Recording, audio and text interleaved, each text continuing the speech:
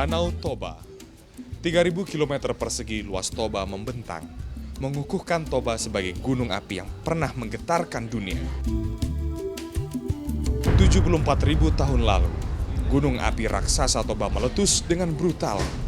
Ilmuwan mencatat kekuatan letusan Toba setara dengan 20.000 kali letusan bom atom Hiroshima di Jepang. Toba menyemburkan abu vulkanik selama 2 minggu. Material vulkanik Toba menyebar ke India dan Afrika Selatan. Selama setahun lebih, debu vulkanik pekat menutup atmosfer bumi dari terpahan sinar matahari. Dampak letusan Toba kala itu menurunkan suhu bumi 5 hingga 10 derajat Celcius. Dalam sejarah kebumian, muntahan material lava Toba tak tertandingi gunung berapi lain di dunia hingga sekarang. Letusan super raksasa Toba memuntahkan 2.800 km kubik material vulkanik menjulang hingga 10 km ke udara. Letusan Toba menyisakan kaldera. Kaldera secara sederhana sebagai lubang besar yang terjadi akibat amblasnya permukaan bumi yang terjadi setelah erupsi gunung api. Dalam proses puluhan ribu tahun, air mengisi kaldera dan menjadi danau, yang kemudian kita kenal sekarang sebagai Danau Toba.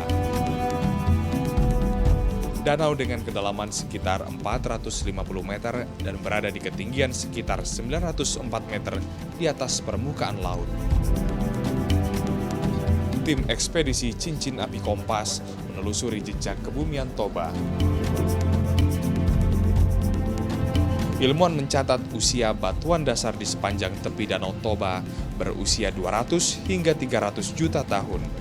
Ilmuwan meyakini batuan ini merupakan alas dari batuan vulkanik Toba. Ilmuwan mencatat Toba purba telah meletus 3 kali dalam siklus hidupnya. Letusan pertama 800.000 tahun lalu menghasilkan kaldera di selatan Danau Toba. Letusan kedua 500.000 tahun lalu membentuk kaldera di utara Danau Toba. Dan letusan terakhir 74.000 tahun lalu membentuk samosir. Setelah letusan ketiga, Toba pun tidak mati. Ilmuwan menelusuri jejak-jejak historis pengangkatan Toba. Ilmuwan menemukan bukti pengangkatan Toba dengan adanya endapan dari dasar danau berupa fosil ganggang yang berada di permukaan.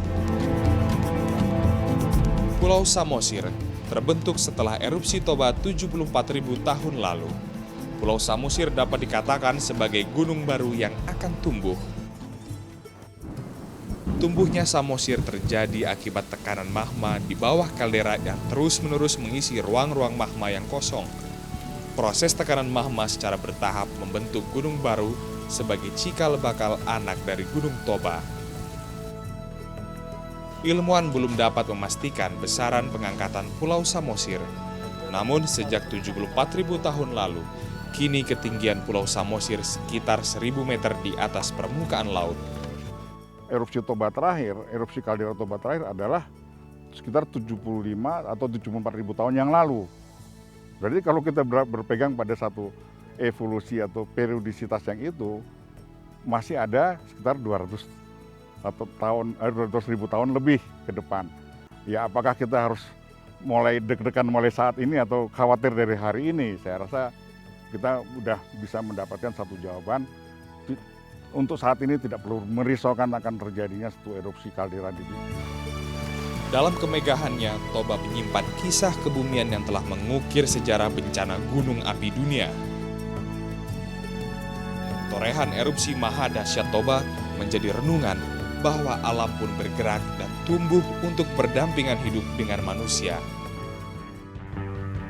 Tim Kompas, ekspedisi Cincin Api.